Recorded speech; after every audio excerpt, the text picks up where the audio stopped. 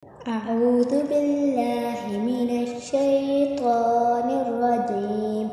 بسم الله الرحمن الرحيم. اللهم فاطر السماوات والأرض عالم الغيب والشهادة أنت الرحمن الرحيم.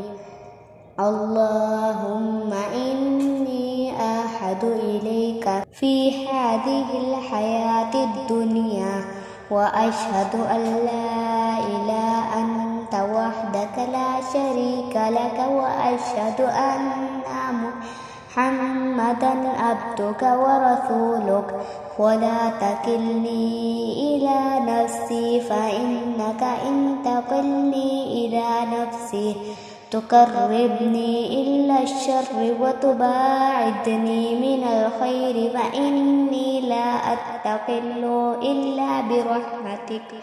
إلا برحمتك فاجعل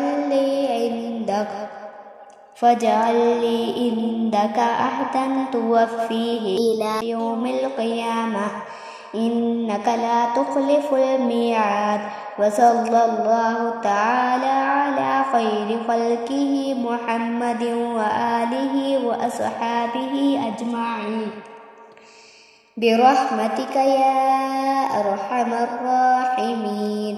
لولا إذ دخلت جنتك قلت ما شاء الله لا قوة إلا بالله. صدق الله العظيم.